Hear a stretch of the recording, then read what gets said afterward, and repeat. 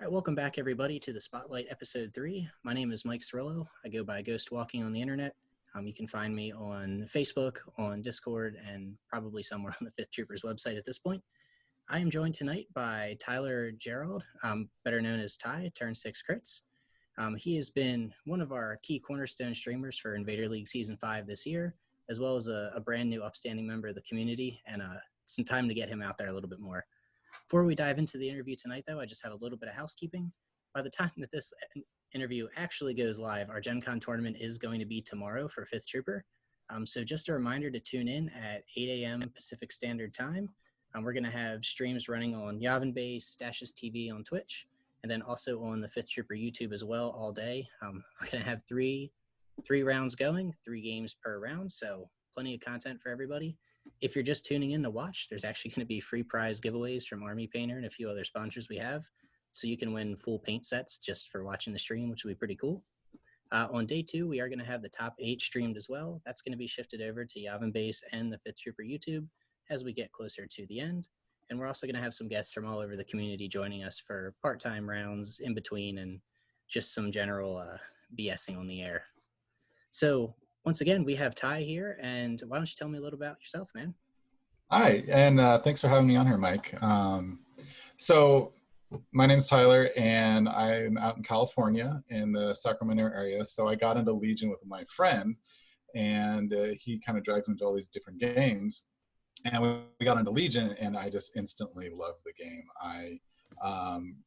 The only person I actually play on the tabletop in real life is my one friend, and then I've branched out and gone to some occasional games at stores and like one Prime last year. But other than that, most of my presence has been online, and so I've just been able to start contributing in the last few months as far as streaming goes. But other than that, I've been playing for about a year or so for Star Wars, a little bit over a year. Yeah, that's actually a pretty similar story to myself. I picked it up with a buddy of mine just on the kitchen table and then eventually a living room table. And I really only get to travel around to the different conventions and stuff. So most of my brand has been built on TTS as well. Absolutely. It's fun. Yeah. It's cool. Now that I've been meeting more and more people, I know that you've all been able to go to conventions and you've met each other, and I'm meeting people and interacting with people that I actually haven't met anyone yet. And so I'm kind of trying to find that first convention to go to so I can actually start meeting people in person. Do you have a ticket for LVO for 2021? I am on the wait list. All right. I'm on the wait list. I'm sure we can pull some strings to get you in there. Assuming that it happens, you know. Yeah, exactly. We'll see how safe it is. Yeah, I'm tuned up to go at this point, so I'm really hoping things die down a little bit. I'm excited. And then speaking of Star Wars Legion and all, is this one of your first war games you've gotten into, or are you a little bit of a vet in the community? I've done, as far as tabletop goes, I played Warhammer and I played Warhammer 40K. I was the Imperial Guard, which was there's a Catachan faction of the Imperial Guard, and they're the faction that has a ton of units that die really quick. So I catered to rebels and droids really well. Except they had really powerful heavy tanks. And so rebels, I was excited for the T-47. That didn't happen well. But yeah, Warhammer a long time ago, and we barely even knew what the rules were. And then most of my gaming has been on the computer or Nintendo. What did you get into with like the computer style? Did you play any like competitive shooters or such? I played a lot of Counter-Strike. I wasn't much of a Halo or Modern Warfare person. I played Counter-Strike. I played a lot of StarCraft. I played League of Legends for a while, and I actually was on a team that was on doing tournaments and played competitive a little bit, but we didn't get very far. And I'd say the longest running game I played was StarCraft. Okay. Yeah. I've actually gotten pretty deep into like the Warzone competitive community at this point for Call of Duty. So it's been nice to kind of branch out a little bit. Nice. Yeah. And then in terms of Star Wars, you a longtime Star Wars fan, or did you kind of just convert over? Yeah. Absolutely. Ever since a kid? Yeah. I'm 35. So when I was growing up, the original trilogy had come out already, but it was still the one you kind of grew up with watching. And then after I was getting done with high school, that's when the prequels came out. And so I think I'm mostly aligned with the original trilogy. You've got me beat by about a decade. I'm 26. I grew up with the prequels, so the original trilogy is still that ancient relic for me. Yep. Absolutely. Well, now the all 9 are out. The prequel trilogies are looking even better and better.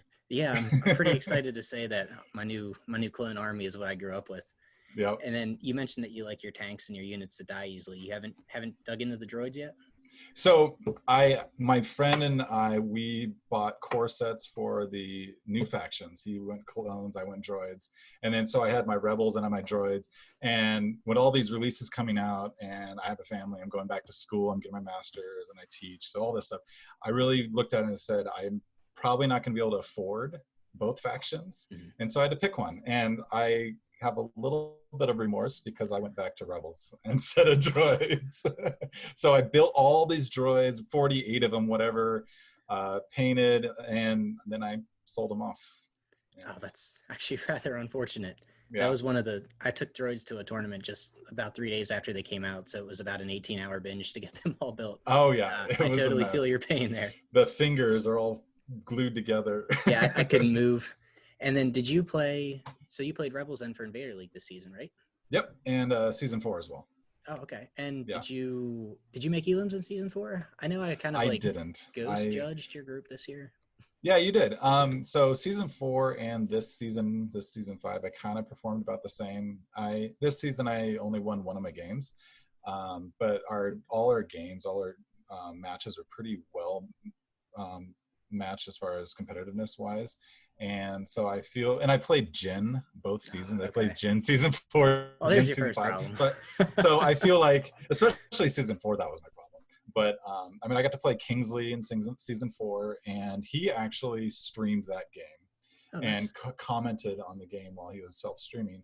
And I went back and watched that one, and that was one of the first moments as far as streaming goes that I felt like this is a great opportunity to go back, watch these games, or just provide other people the opportunity to watch games. And that season 4 kind of kicked off the idea of streaming for me. I just was able to do it for this season. Yeah, I'd like to say that I do a lot of work at work, but half the time I'm just watching some sort of Invader stream. So thank you very much. You got your whatever you're doing, and you have to, especially now that I'm working at home because I teach, I'm going to be doing a lot of distance learning. I'm going to be very productive this. And then speaking of being productive, you probably did like 2 to 3 streams a week for season 5 this year? I think at your peak during round robin. Say that one more time. You kind of cut out. Oh, I'm sorry. During round robin this season, you were basically at like 2 to 3 streams a week, weren't you? I was. Yeah, there's several weeks where I was doing at least 2 or 3. I know I got the big ones that I really enjoyed was Mitrikin versus. He was playing, oh gosh, it was one of the new streamers. I'm so sorry, I forgot. Probably Zodiac, I think. So then what was your favorite game for round robin this season that you got an opportunity to stream?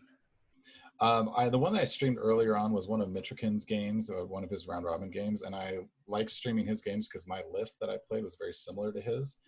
And so I got a chance to do that one with Lunta. He came in and co-casted, and that was one of the first games that I co-casted. Someone came in and joined me, and it was such a better experience having that banter and going back and forth. And so Lunta and I got to know each other a little bit better off of that one. And then I got to stream a couple of Stabcast Tim's games. So we got to see his pretty strange list go in and beat several opponents. Yeah, but Tim's a good buddy of mine, so it was nice to actually see the Dewbacks make an appearance and do something with it. Yeah, absolutely.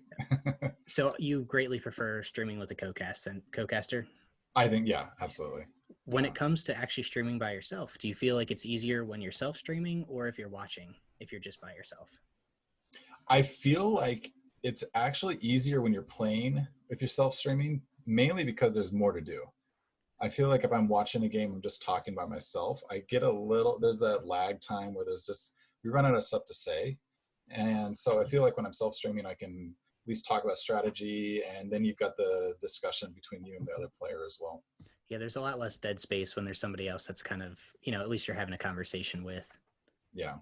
No, and Keegan's a good buddy of mine, so I appreciate you picking that up as well. His lists are always fun to watch. He's pretty neat with what he does with the Pathfinders. Oh yeah. So for your Jin list that you were playing then as well, did you bring in some of those elements, like with the Pathfinders and the Infiltrate? I did. I ran Rogue Squadron, so Cassian, K2, R2, and then I played Bistan Pathfinders. I only ran one Vet Squad, And so I'm still doing the Alpha Strike with the Pathfinders, fewer vets, and then I ran an FD turret, which I am still struggling to place well. That thing is not easy to place. So you just got to drop it on the tallest building and forget about it, right? Yeah, it either dies by round 2 or I don't get to shoot anything the whole game.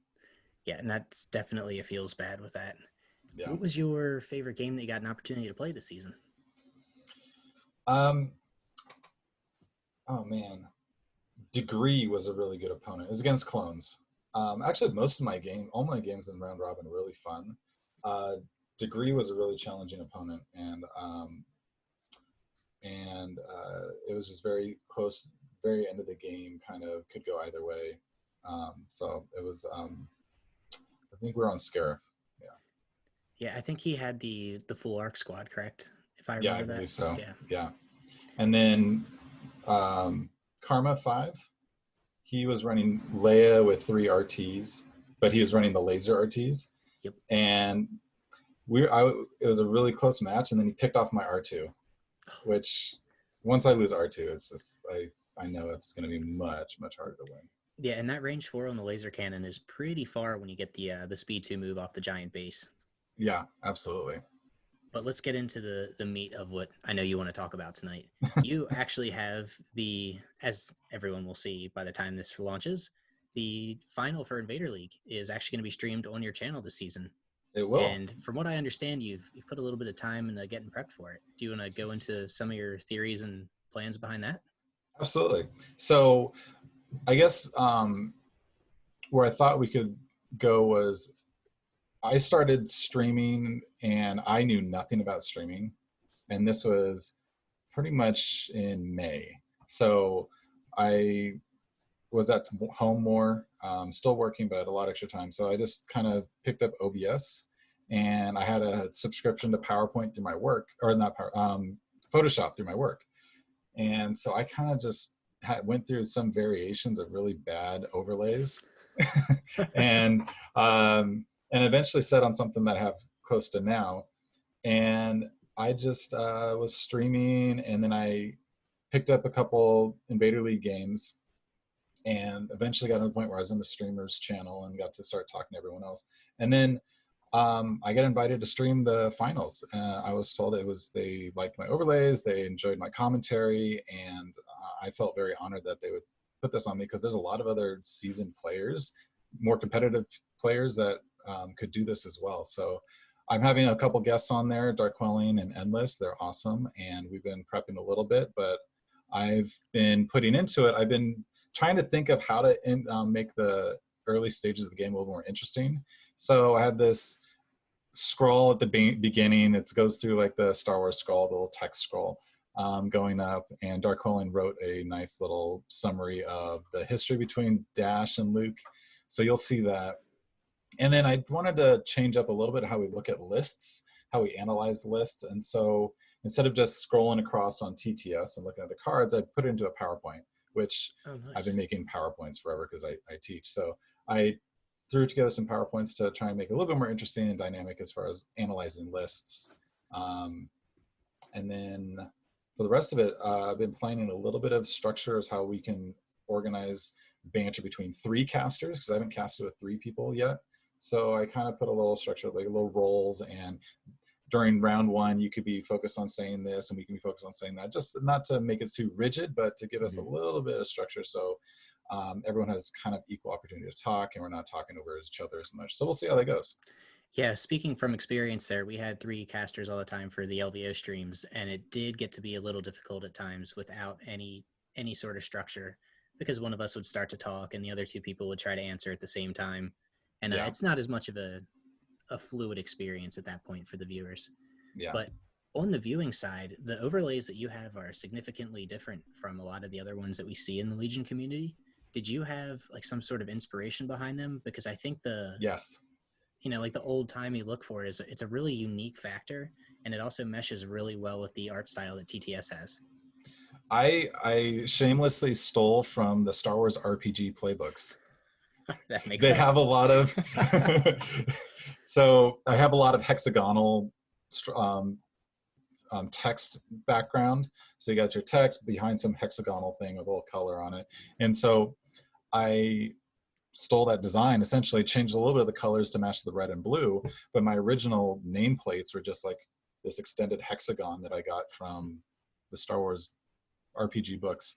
And so then what I did is I went into Photoshop and I just kind of traced around a series of hexagons, and then I colored around it. I got the gradients between blue and red, and I kind of just played around with it for a few days, and it went through several variations, but I like it. It's not as, it looks more, if you look at it on the stream, I made it a little messy on purpose to give it a little bit more of a artsier look than like the straight lines and all that stuff. And I don't have any of those flashy lights that constantly go. I think you can pay for some ones that animate. Yep. And I just did a total low production value kind of overlay, but it's working. I like it. It has a very organic look to it, the way that it's put together. It doesn't, look like you just pulled it off the internet and throw it on there and that's it. It shows some effort, and the effort's a lot of fun to look at. The one thing I really wanted to include in mine was points. How many points have been lost? Who's ahead, essentially? And I also had a box for victory points, but there's only so many objectives that actually count victory points throughout the match. Mm-hmm. So they have the points on there. So if you're looking at it, you know who's lost more units. And I think that was important for me as a viewer. That's something that we're always typing in chat, like who's ahead, who's lost. And it helps a little bit. Yeah, it saves some of the time of answering the questions that pop up every 15 seconds. Yeah. And especially for the final that we're about to see with two, clone lists going head to head, whoever loses that first and second unit is going to be really, really disadvantaged. So if we can see that on the screen, that's a nice way to look at it. Absolutely. And I just did this final one where I can track the command cards played. It's just like tiny little boxes on both sides that pop down, and it shows the command cards that have played which round, and I can pop it back up really easily.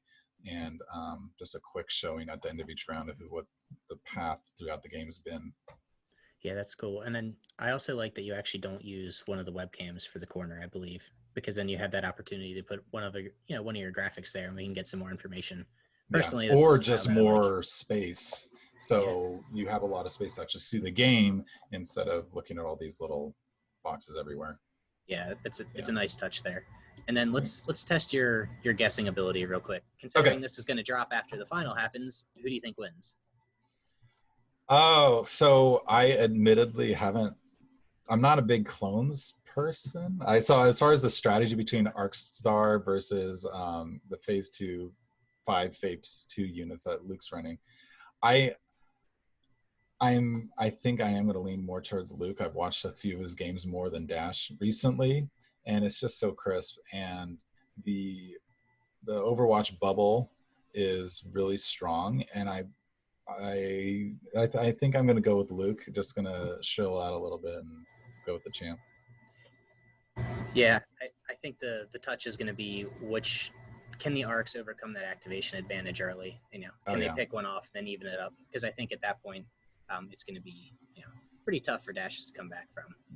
Underdog, so I want to see these full Arc squads just wreck a few Phase 2s, and that's totally my play style too, is to take an army that maybe not be the perfect crisp army, but something that works and functions and makes it work, and be creative with how you deploy your units and attack your opponent, essentially. It's a lot more fun that way. Oh yeah. And then another new thing that you've had the opportunity of experiencing this year, in addition to jumping into Invader in the community, is you're actually a new dad, from what I understand, right? I am, yes. My baby girl Sophie, she's about 7 weeks old now, so she was born pretty much right in the middle of round robin. Oh, that's awesome, man! Congratulations. Yeah. And thank you. How has that been, adjusting to having a hobby lifestyle with this extra person there now? You definitely get to play less Legion. And one of the first streams I tried to do right after she was born, a few weeks into it, so I took about 2 weeks off. And then I picked a game to stream. I think it was Stabcast Tim's. And I had to step away from my computer for about an hour and a half. I just let the stream run. And I was like, my wife needs me, my baby needs me, something. And I just left it running. And audioless stream for a while, and I've admittedly done that more than once since then. But I think people would rather watch the game than have no game broadcast anyway. So that's what they told me. Yeah, I would definitely say so. Have you but found? I'm sorry. Go ahead. No, go ahead. It's okay. Have you found you've had a little bit more like hobby time then at that point because you have to sit around with the child? I've tried playing several Legion games holding my baby, and you'll see on some streams like the baby's cooing, and I'm trying to do the push to talk, and she'll be crying or something. So I'll be feeding her, like holding and nursing and playing, and she'll go back to sleep right away. Otherwise, I'd stop playing. But other than that, like I don't have much time, and it's summer, and I get a little bit of break from work, and I still don't feel like I have much time. So. Now, and then I'm assuming that with working from home for the start of the school year, that's going to be one of the things is you're not only streaming with a guest, you'll probably be teaching with a guest. Yep, absolutely. So the way the school's going to work out, I think I'll actually have a consistent hours that I need to be logged on instead of just using that time whenever I need to. So I'll be streaming less. And I think there's going to be a little bit of break between the tournaments anyway. So I think my last hurrah is going to be Gen Con. Yeah, it should be an experience. So hopefully we can have you on for a few of the streams there tomorrow. Yeah, I haven't figured out my list. I'm looking at Jin. Oh, you're playing? Even better. Yeah, okay, I'm in. Cool. I'm playing. Yeah. Now I was gonna say I wasn't sure if you wanted to cast with us, but no, I guess I'd rather play myself. Yeah, I think this is the last time I'll get a full day to myself. Do you have any ideas with running Cassian with her this time? Yeah, so my Rogue Squad list I love, and I tried it without Pathfinders and DLT 20s, and I like it better. My Pathfinders die so fast. So you take a DLT for 40 points less. I might. It feels kind of good. I might still run the vets, but you might see more DLT 20s for me than Pathfinders now. Do you run a third or fourth hero then, or do you put in R2 with the K2? R2, I've experimented. One of my favorite lists to play is Jin, Cassian, K2, and Sabine. So no R2, you just run those four, and you throw 2 RTs in there, and they're just the first couple rounds, you don't lose any offensive potential. You're taking wounds, but none of these guys are dying. So it's a real beast the first 2 rounds. Yeah, I ran a little bit of Hero Hammer with Luke, Cassian, K2, and Sabine, and it's the same kind of idea. By the time that someone dies, they've already had 2 turns of firepower that they're throwing into the opponent's list. It's a lot of fun. Yeah, it's a tight fit for points, but who needs rebel troopers, right? They're not that great. They're CIS without the bodies, right? Yep. They just melt. Yep. And then are you going to be sticking then primarily with rebels, like you mentioned, with selling off the droids? I played a game of droids with staff riders, and I had so much fun. So what I've been kind of casually doing is browsing Facebook and looking to see if anyone's selling droids or wants to go on a squad. So I think in a year, I'll have to wait about a year, but I might get back into droids. I very much like to play droids. We'll probably have some more cool characters for CIS at that point too. Yeah. And speaking of characters, hopefully coming out, is there any top rebel contenders that you're hoping to see in the near future? Something that's either been announced or unannounced? Well, I pre-ordered the Clan Ren, and so I think that for me, that probably will replace the Pathfinder's role in any sort of like Rogue Squad list. Just to have something beefier in there. I would really want Troot and Daze. Yeah, I mean, you can really, really complete your Scarif force at that point too, right? Yeah, just run the movie.